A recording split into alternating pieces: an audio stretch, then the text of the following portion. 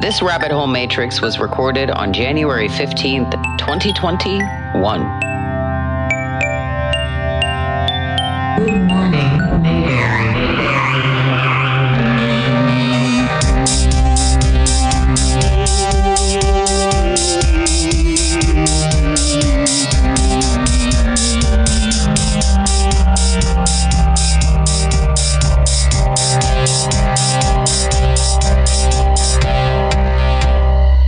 Mayberry. Okay, so last week we were with Larry Lyons talking about the LA music industry, predatory production scene. This week we are here with Sister Mary HotTakes, aka Blake, my brother, to talk about Nickelodeon, Hollywood, some other key players in the predatory production industrial complex. And we dart around a bit. We do what Blake likes to call bird walking. I would say that we behave a bit like rabbits or people, human beings, trying to navigate in a series of tight, bizarre tunnel systems of dark, devious, fucked up data. We're in here talking about sexual predators who made kids' television and used their power of expression to program children, including myself and Blake, with their fetish content. This is new news to me. And Blake actually brought it to me a while ago, a little over a year ago, brought it to my attention the first time, and we finally managed to record in January. Some things to note: if this kind of content is gonna mess with you too much, you might want to not with this episode, but it's kind of important. So if you don't know about it, we might be your best opportunity to get the content without like an overload. It is a bit of a long conversation, but we broke it into parts for you. And some things to know. I'm tricky. My memory condition is tricky. My tricky memory, for example, I totally know what Coast to Coast AM is. For some reason in the middle of this conversation, I completely didn't. So I acted like I didn't and genuinely didn't. So he explains what they are, which is great because, some people won't all the time. And I really didn't know right then. Blake is tricky as shit also. And we talk about a lot of weird shit regularly. So we use some terms of endearment that don't necessarily mean what you might think that they mean when we're referring to sometimes seedy characters. You're going to hear me, your good old host, Shift Orion, bristling and grumbling an awful lot in this episode. I'm not happy. I'm not happy for long stretches of time throughout this episode. So without further ado, allow me to donkey kick you down into this rabbit hole of despair. You're welcome. Yeah, my notes are not very impressive. I did find them. I mean, they aren't unimpressive. I get you. It makes sense because you were doing like an outline-y type thing and I was doing the this is what I'm rambling about.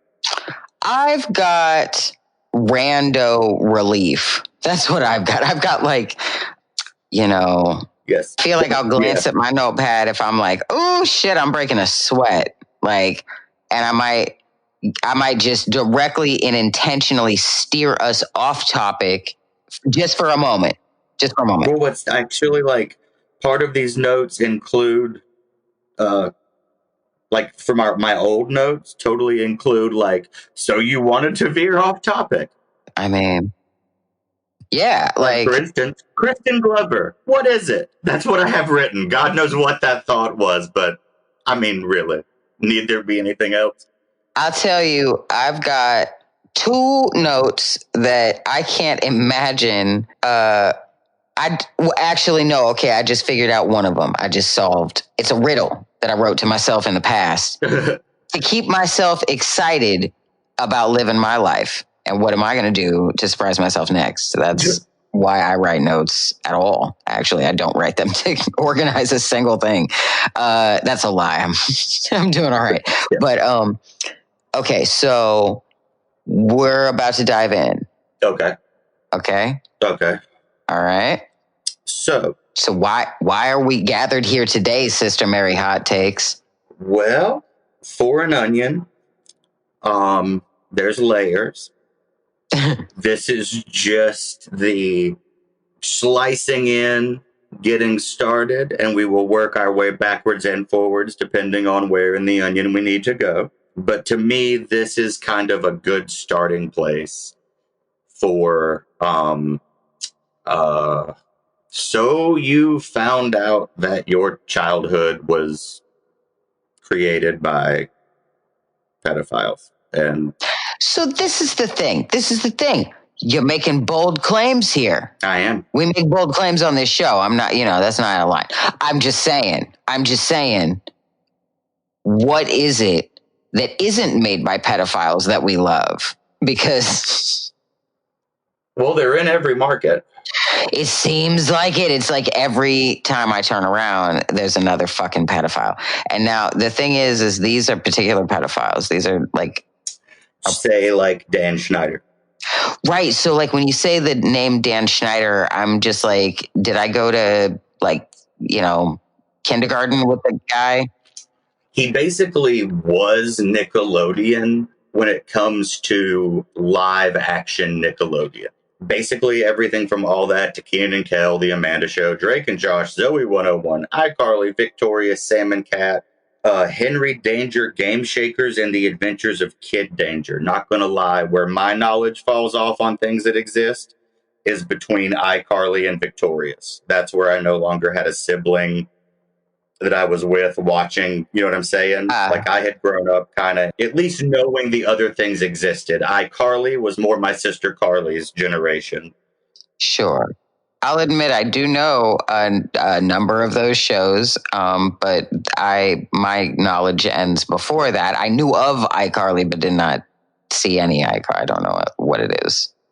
Ironically, what I mainly know about iCarly, and this should show you a lot about where we're going, what I knew about iCarly was that my very, very of his times old hippie other father, who a lot of his stories now read like, so basically you're somebody's Me Too. You know what I mean? Mm. He had a lot. He passed away. He was in the drug and rock and roll business in the 70s. And so a lot of the stories that I look back on that he told me, I'm like, with the lens. And so, like I said, Dan Schneider is a place for starting. Now, when you went through that list, did you say Keenan and Kel? I did say Keenan and Kel. You did say Keenan and Kel. You did. Keenan Thompson is actually all over shows that people point to as, how do I put this? The same people that say Anderson Cooper works for the CIA point to the fact that Keenan Thompson is one of those faces that pops up in entertainment. To me, that's also what you call a persistent working actor. Where in entertainment? Wait, since you went skeptic, I went rabbit hole. I'm sorry, I know it. See, haha, I still have tricks up my sleeve. Apparently, I do too. Oh my god. I tricked myself on that one. It came out of my mouth, and then I was like, "What are you doing? What are you doing?" Well, it's because again, this is one of those things where conspiracy theories for the last, say, about 5 or 6 years have been.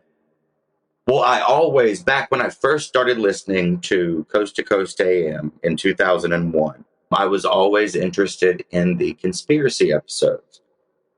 So I just naturally started I wanted to like know this knowledge that was supposedly being kept from me. You know what I mean?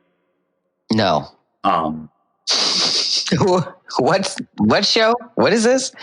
Oh, Lord. Okay. So Coast AM was a show that I believe it still comes on, actually.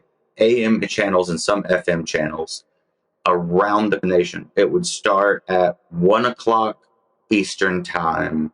And originally, before George Norrie took over, it was hosted by this guy, Art Bell, who is very problematic, but also he was the only guy really out there at the time doing this. So you kind of, again, it's where I started learning so you want to learn some shit, you have to sift through some shit. That's abyss gazing is fucking dirty. Yeah. It's filthy work. It is. Yeah. It takes a lot of, that's where that discernment thing kicks in, where, yeah. And it's not an easy, always line to find. On some stuff, it's very easy. It's like, oh, that's like clearly like Nazi white supremacy shit. Duh. Oh, that's like clearly like genocide, like eugenicist shit.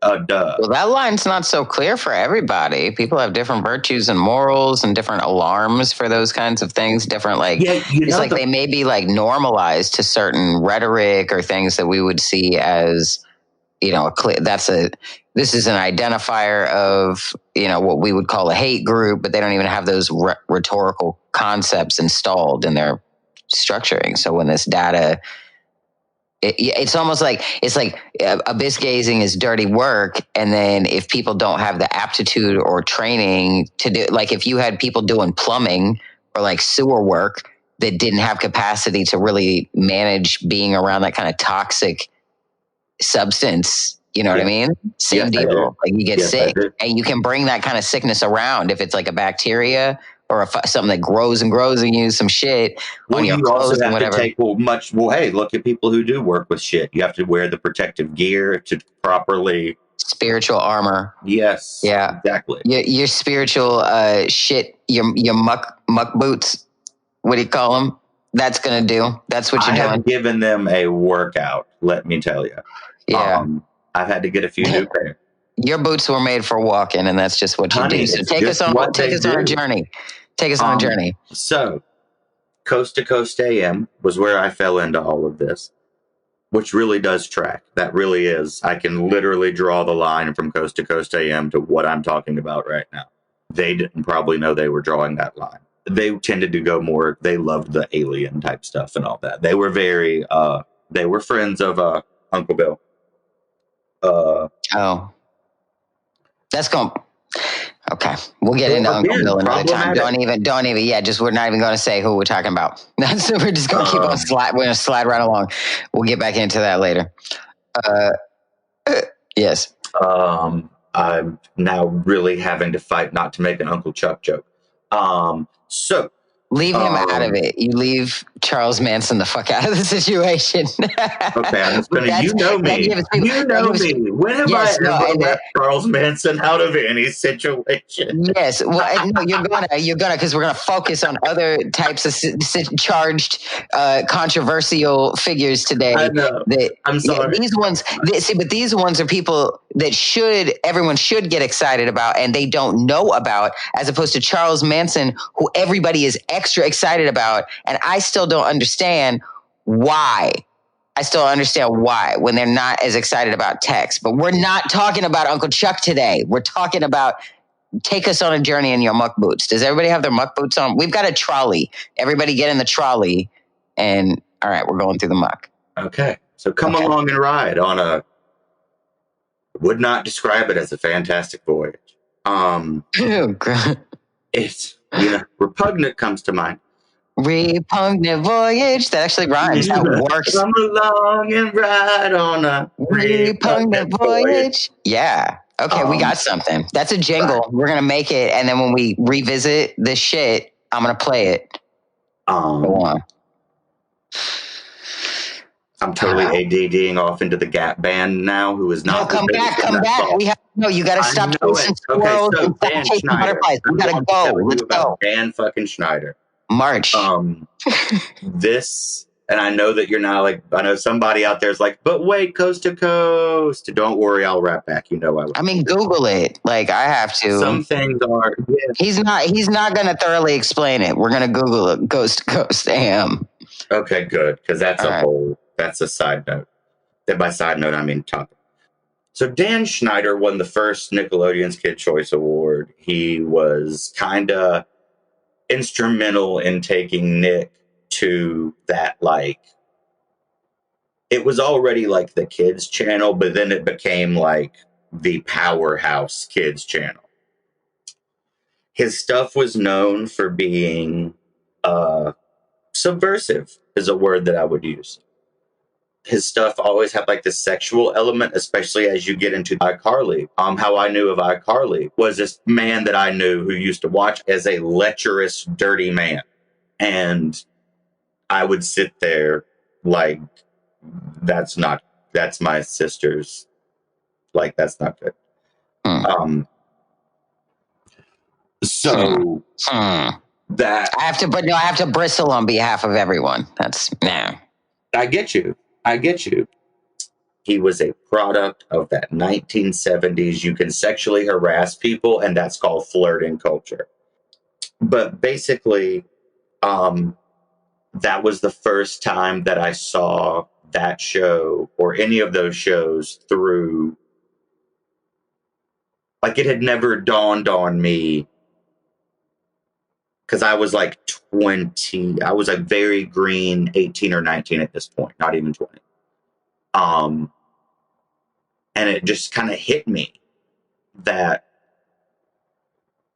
I guess the male gaze is a way to put it, but it's like that lecherous male gaze. It's not even like the male gaze. It's like that's a fucking 14-year-old you're ogling. Like, there's no way you're going to be able to slime your way out of this, Jimmy Page.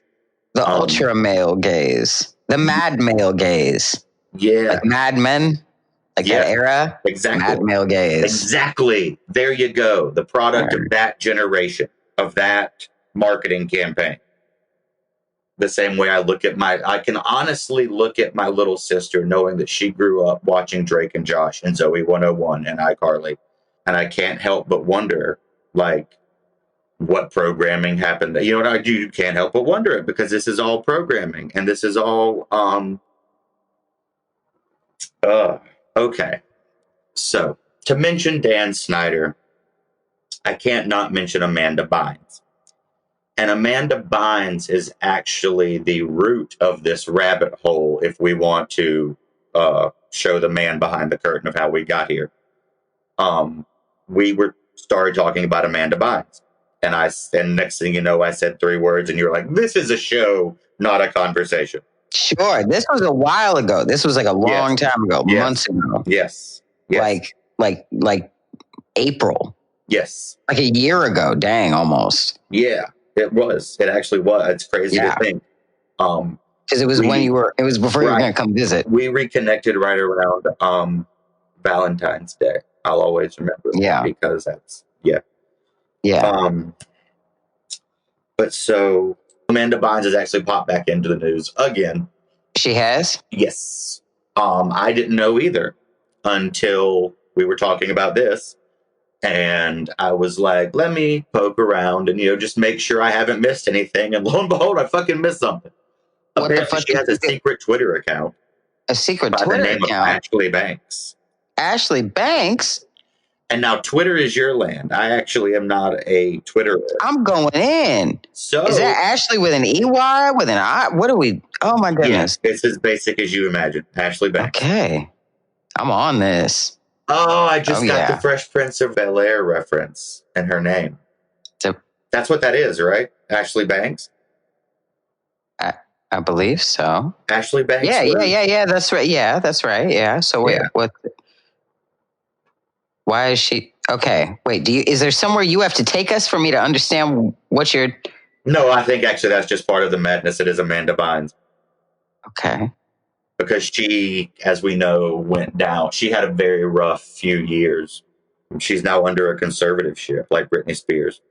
Her parents have control of her money, which is quite fucked up, because a lot of her most troubling accusations are at her parents, specifically her father for being very abusive and her mother for turning a blind eye. So for her now to be under their control, I mean, it really is they've silenced her, if you ask me, and a lot of that. Like, that's just, and I mean, maybe, again, allegedly, on everything she says, because we don't know.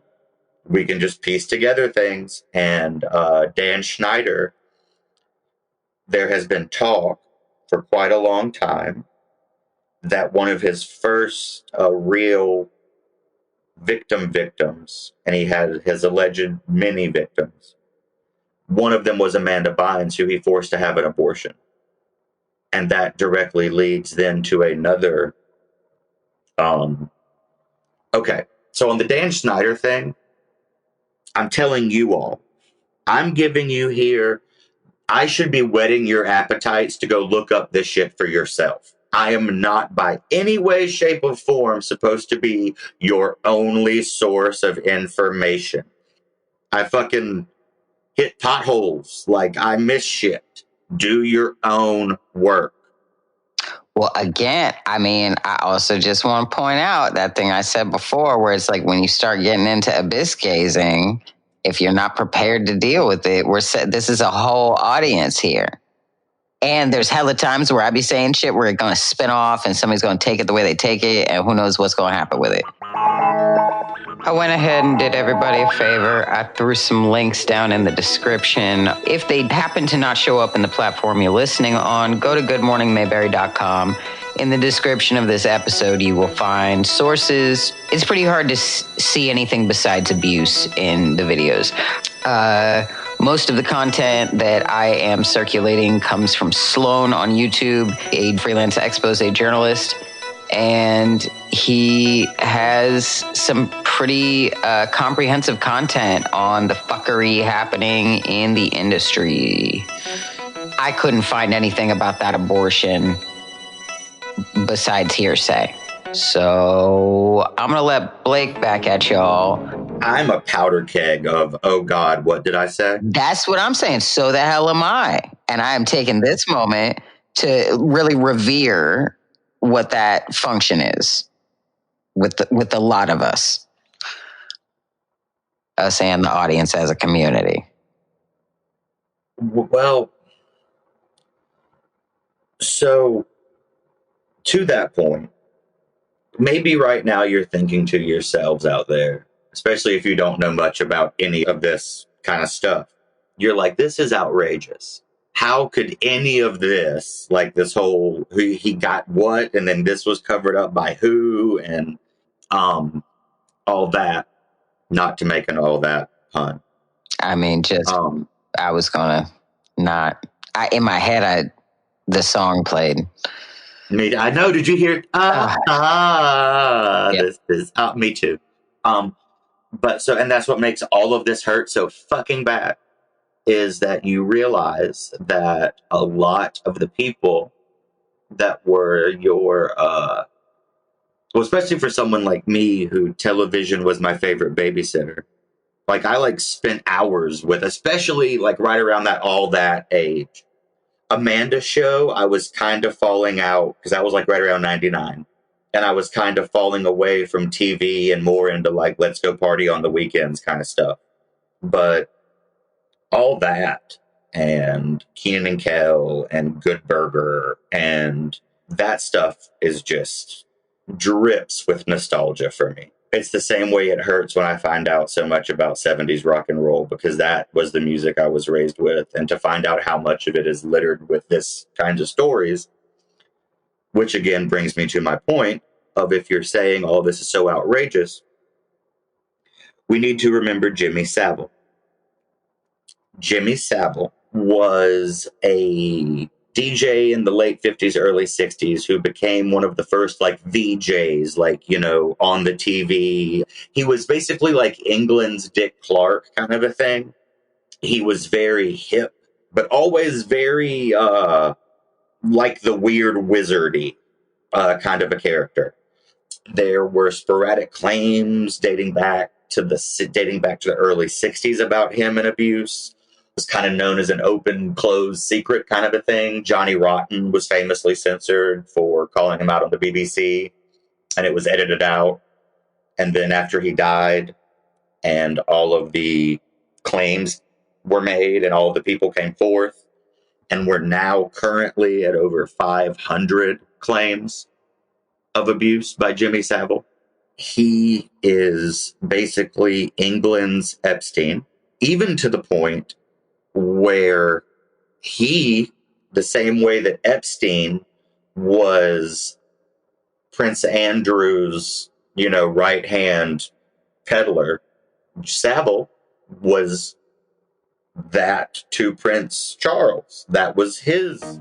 I did a brief search and was able to find the two of them were friends. I could not find anything about the context of their relationship or anything to do with mutually shared abuse. There were some superficially tooled-looking claims from the royal family about Savile's behavior raising concern and suspicion, quote unquote, with Prince Charles. But also, there are quotes referring to them in quite affectionate terms. One quote says, "Jimmy, with affectionate greetings from Charles, give my love to your ladies in Scotland." So, back down the rabbit hole we go. I mean, I'm telling you, as awful as you want to imagine it is as bad as it gets with Jimmy Savile. He was put into...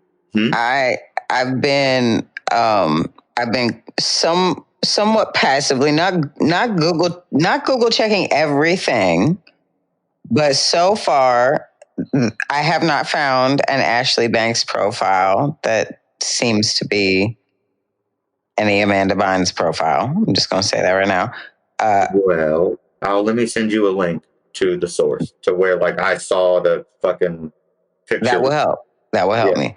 And then she even says, media cannot use this for sure because I am not Amanda Bynes. I am Ashley Banks. Sure. Give me one. It's just weird. It's just a weird one. I'm putting it in the weird pile. It is. I'm down with it. I'm down with weird. But okay, so then I also was just kind of on some configurations of things about Amanda Bynes and abortion. One thing I noticed, I'll say I was looking up Amanda Bynes and abortion, and then I threw in some Dan Schneider and didn't come up with anything that wasn't like a severe rabbit hole looking kind of site on first glance, just on the search results. I didn't go in. But then I also noticed when you take out the Dan Schneider of it all in early 2020, there was something happened with her fiance or something, a pregnancy claim that wasn't true. Did she have an abortion? Oh no, Ashley Banks is not her, by the way. She has made loud claims that she is being, or not loud, just to page 6, that she was being impersonated on Twitter. That being said, Ashley Banks? Yes, that Ashley Banks was impersonating her. Okay. That is not Amanda Bynes' profile. Yes, I think it's Persian LA 27. Is that the Twitter name? Is that what I don't know Twitter. I'm still trying to.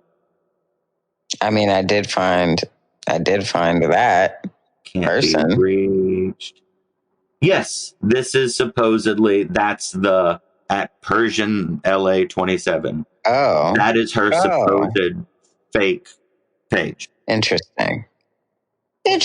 I see. Okay. It actually does look like it could possibly be her. Well, she does now have that face tattoo with the heart. Not that I am judging face tattoos. You do you. This is getting stranger. Yeah, no, it would be okay. So she's got her face really dropped. She's doing zero expression because she's got those big cheeks. If she smiles at all, they get real puffy and pull into her nose. So she's kind of doing that thing where she's pushing her nose down and in, and then has her face dropped. If it is her.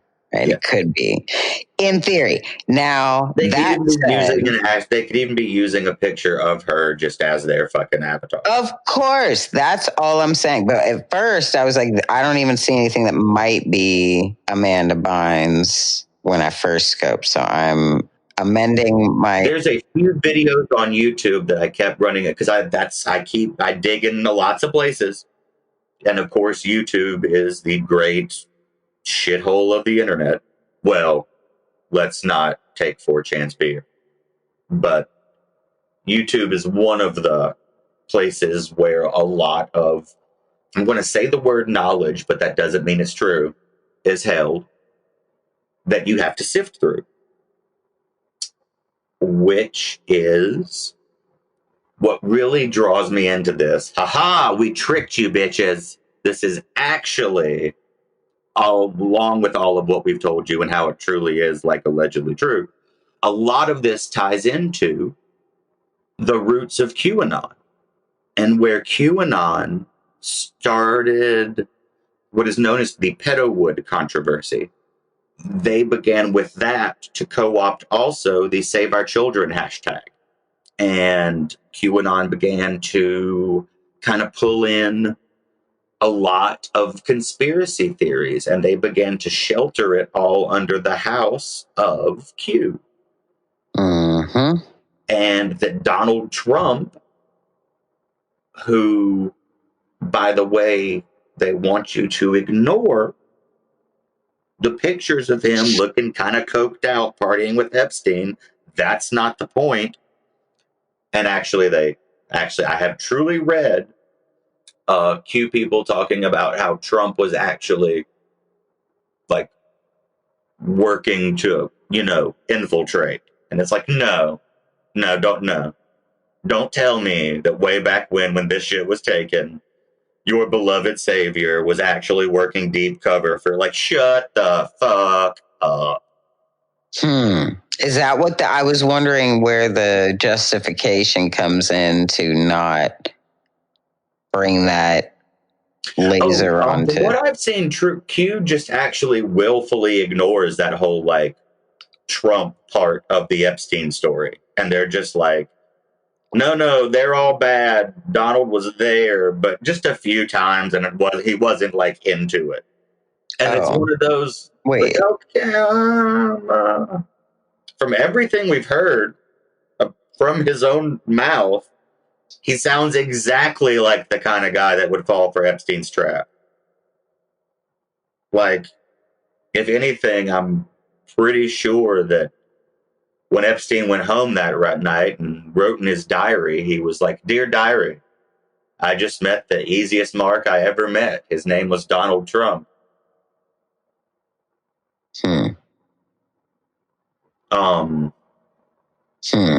And just say it. And it's one of those things where they want to demonize Bill Clinton, which, again, by all means, demonize away. But sure, he's horrible. But that's where I get mad at the Q people, because it's that whole, like, their selective choice of the truth is very it's not arbitrary, it's exacted. Exactly. That well said. So now the thing is, what the fuck? Yeah. Like, that's where there's remember the same way where in the last episode we mentioned Dave McGowan and weird scenes, and it's like some things have become conspiracy fact. What do you mean become? Jimmy Savile and Jeffrey Epstein have become conspiracy fact. They are two cases where deep systemic things occurred. With Jimmy Savile, he was tied to prime ministers like Ted Heath, prominent politicians like Margaret Thatcher and Cyril Smith. He was just very connected. When Princess Diana and Prince Charles were breaking up and falling to pieces, Jimmy Savile was the one that was like the go-between between them, apparently. Mm-hmm. So you're telling me that two brothers who are the princes to Britain, who are notoriously, it's very much one of those, like, to get anywhere near them, you have to, like, agree to a finger up your butt. You're telling me two of them just so happen to become best friends with pedophile procurers?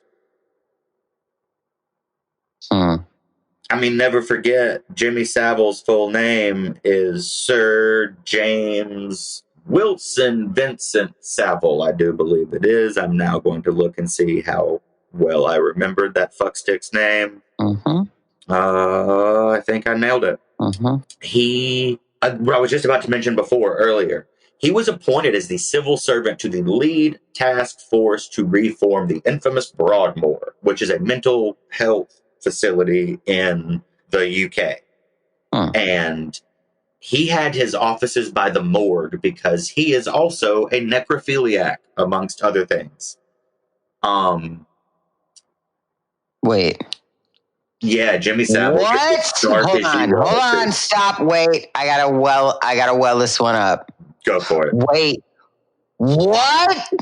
Okay. Now explain yourself. What the fuck? I mean, explain this motherfucker. I get you. I was about to say, explain yourself. Well, I mean, Google happened, and then I vomited. I had to just grab my unicorn coloring book, and I'm listening, but I'm coloring. So I don't blame you. I don't blame you at all. All right, we're going in. We're down the rabbit hole now. We're in. Like we've been in, but like we're in. Yeah, I'm just like saying it. Savile is literally one of those characters in history that will go down as like, he's like a Bond villain of abuse.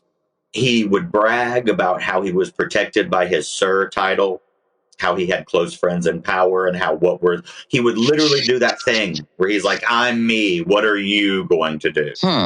From 75 until 94, he had that show, Jim Will Fix It, which was where children would write in to have their wishes granted, and then him and his producer would do it. You can only imagine how many children were abused. Were abused, yeah. On the Top of the Pops, there's a story about how he raped a 10-year-old dressed as a womble. I'm still not sure what a womble is. Wait, he was dressed as a womble. Feel free to Google that one. Who was dressed as a womble? Savile was dressed as a womble, which was some kind of kid's character, I'm guessing. I'm not that familiar with the UK. And the story is that part of how it got out was because a little girl witnessed it and asked people if two boys could do that to each other. These are not things for the faint of heart to look into. It's very triggering. As an abuse survivor, I can tell you it's very disturbing. It never doesn't leave me feeling like I need 4 showers and to possibly do a Donald Trump and shoot up some bleach. It's very like, as far as abyss gazing goes, you can't get more uncomfortable and nauseating because a lot of it is about children. And that's, again, how they how Q co-opted a lot of people in, was because how do you not care about children? Of course I want to save the children. Why would I not want to save the children? And then...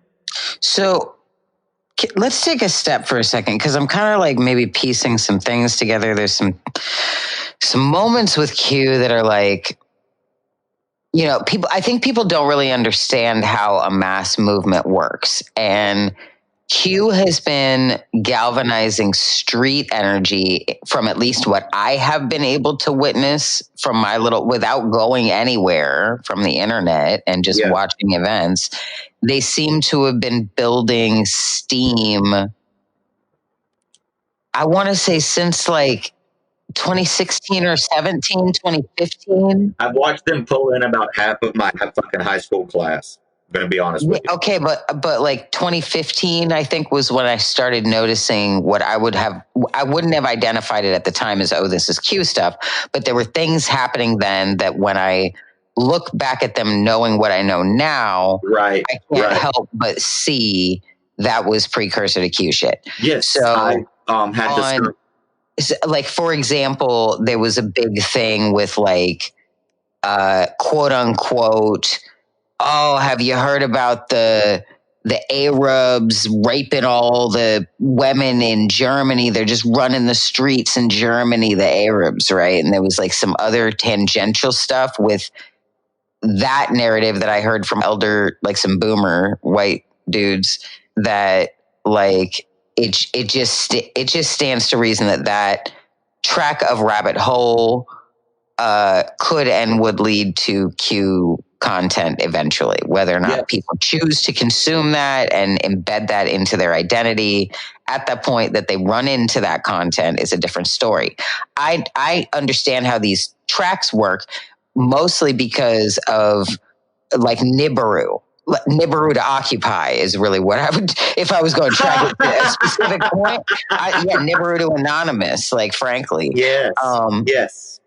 And so there's the way this works is different people have different like comorbid interests in abyss gazing. And so eventually you end up hopping from like, like and suggested cross-contamination, cross-pollination. Yes. Well, that's what I'm describing. I'm getting into the granular, like the workings that when your algorithms start suggesting different videos that have that same tag, it then brings you to different people who think in dovetailings of other fuckery with the thing that you've been tracking, right? So eventually all roads lead to Nazis somewhere in YouTube. It seems all You're roads not wrong. I don't know for sure, but as far as I've told, like it just seems like if it doesn't lead to the Nazis, it leads to MK Ultra, which leads to the Nazis. So it all leads to the Nazis. Right. It leads to the Nazis that were brought over to America and embedded into many of our military programs, many of our government programs. Germany. Yeah. Come on now, like all of that shit. It's very complicated. This is why I'm very touchy about motherfuckers throwing around the term Nazi. And I've contributed to the just the absolute like dissolving of any definition of the term Nazi. And now all white people that think that they're being anti-racist think that if they throw the word fascist or Nazi around on other white people that they are being anti-racist. And that is unfortunate. I have a lot to say about that. We're not going to get into it now. But what I will say is this. The issue with researching this stuff is the same issue with not researching this stuff. Because it's about media literacy. If you don't research it, all you get, you still get something, but all you get is the public relations rehabbing campaigns. You get the marketing, what they want you to think about them, so you continue buying their bullshit. It's true. They're not, and that kind of marketing is not selling you the product. It's cleaning their name so that you continue finding them to be a safe place to then spend your money, spend your attention. Right? Put your children in front of, if you will. Yes. So now we've gone some places. This is I feel like I'm going to be remiss right now to not actually mention MK Ultra. Let's get into it. Let's do it. Because it also ties to Amanda Bynes. A lot of the content around Amanda Bynes, as far as the more conspiracy side of it goes, is that she's a victim of MK Ultra. Be a lamb. Let's define MK Ultra, because I think it's one of those terms. I love you. That's why you're here. I told you I was going to just sit back and give you the floor, and here I am yip yapping over everything. Go ahead. Are you kidding me? I love you. Yip yapping. That's not the word. I adore you. It's my favorite phrase. So, MK Ultra is a buzzword that has become kind of just synonymous with mind control. But what it really, truly was a fucking project about mind control that the CIA conducted. It actually began as Project Bluebird, which then became Project Artichoke. I did not really get deeply into Bluebird, to be honest with you, because it's something I'm honestly saving for myself, because it's a little link that makes sense to me a bit too much in that Dave McGowan wheelhouse of Laurel Canyon was programmed to us, in that one of the first big Laurel Canyon bands was the Byrds, and their first big song was Bluebird. But I digress. We're going to do a whole other, I have I just want to sit and listen to you talk about Laurel Canyon. Actually, I don't have anything to fucking say about Laurel Canyon. I've said it all. Honey, I have a lot to say about Laurel Canyon. Know. Because I'm obsessed. I will freely tell you all this. That is where my music comes from, and it breaks my heart that it was most likely like... it's mean. It is. It is. It gave me Cass Elliot, and then it took her away. Let's move on. Let's keep going. Let's get out. We took a nice little wander. Again, bird walking. Which I meant to mention. Oh my God.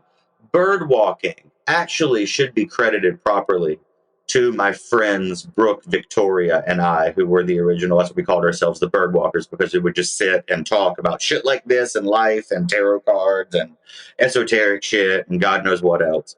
And we found that we pecked around like birds, always getting back to the point, but, looping and doing our little bird walk. I'll take it. I was just, when I realized I did not mention them before, and I felt awful because it's like, wait a minute, how can I fucking mention bird walking and not? But anyway, back to the true story at hand, Project Artichoke, which was information gathered from the Army, the Navy, the Air Force, and the FBI. They used cocaine, LSD, pot, heroin, peyote, mescaline, pretty much anything you can imagine to try and figure out if a person could be made to involuntarily perform an act of attempted assassination or become Manchurian candidates. They were obsessed with the idea of the Manchurian candidate.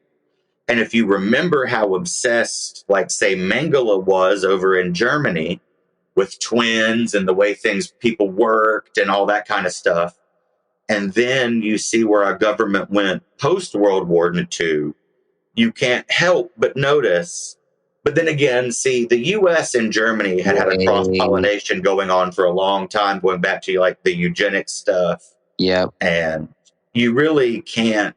A history of the Nazi Party's rise to power is a history of American history as well in eugenics.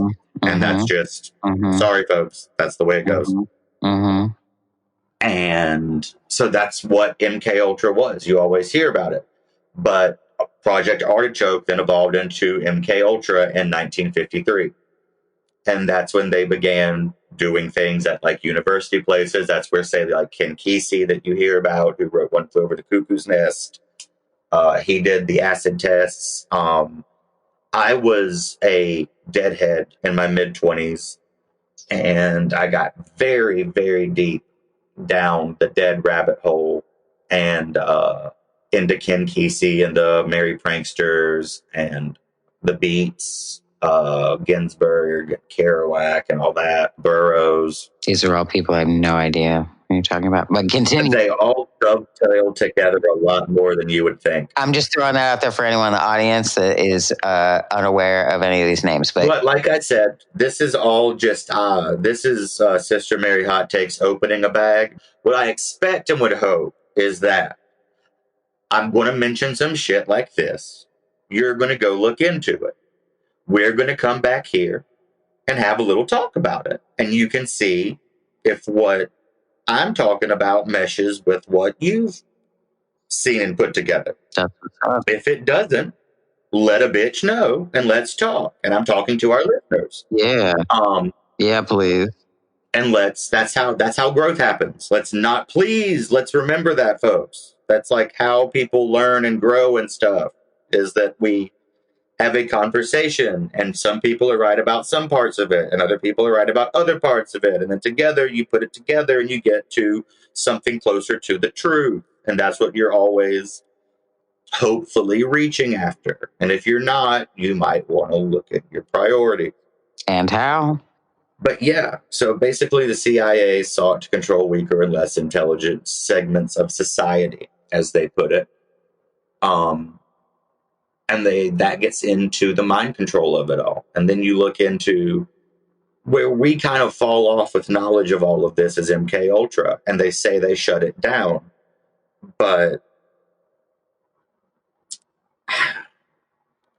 me personally, in knowing what I know about the government, we'll just go with, say, on crack alone, There's also a new documentary out on Netflix right now about crack that's pretty good. It's a good place to start. What's it called? But it's not, again, not at all a place to stop. What's it called? Crack. Oh. Okay.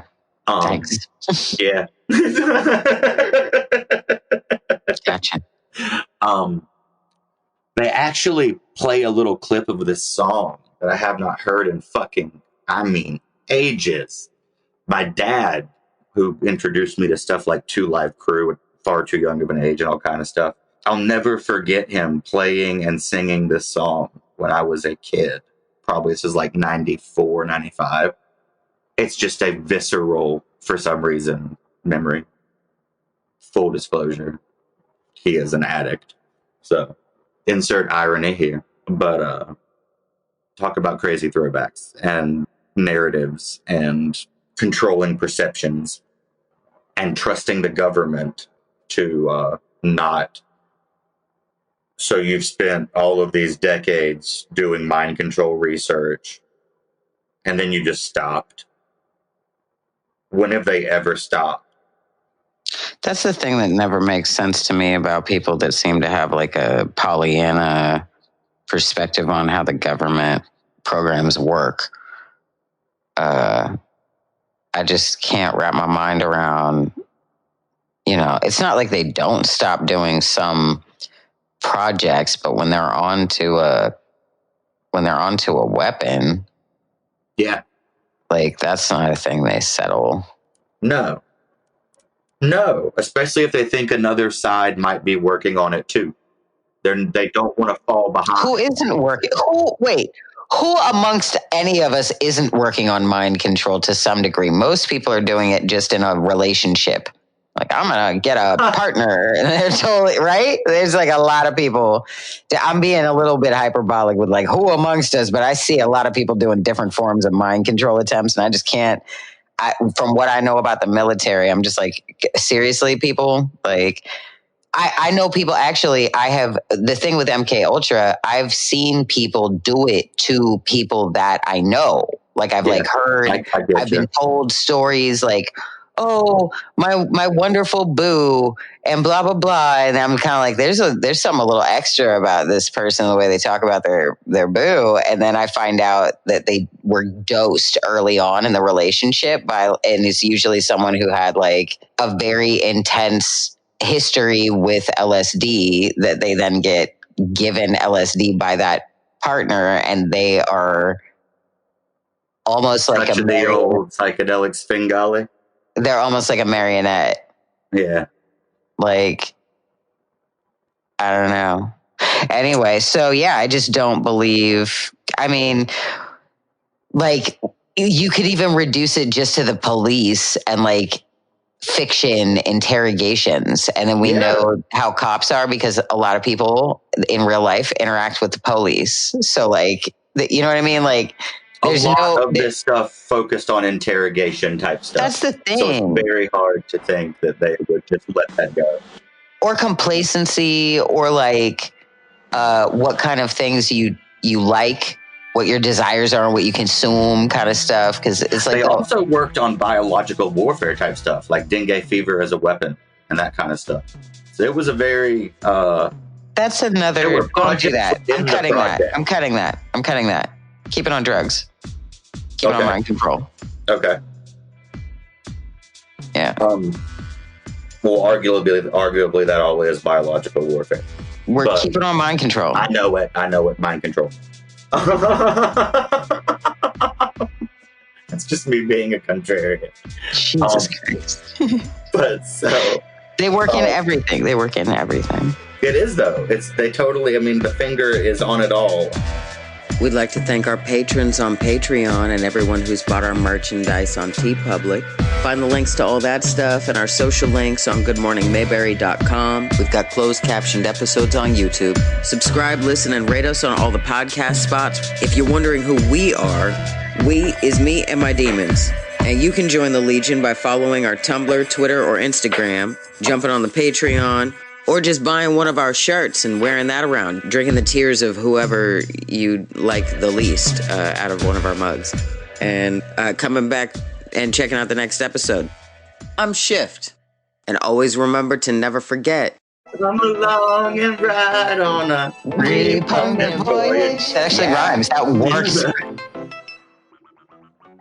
So this conversation actually went on quite a bit longer, but that's a good place to cut off for now. We'll return with the rest of it for part 2 another time. If you have any follow-up, if you have any questions, if you're angry, if you have conflicting evidence of some kind to something that we said. I did a pretty thorough job checking everything and flagged everything that wasn't confirmed, but it's all out there in some form or another, alleged or confirmed.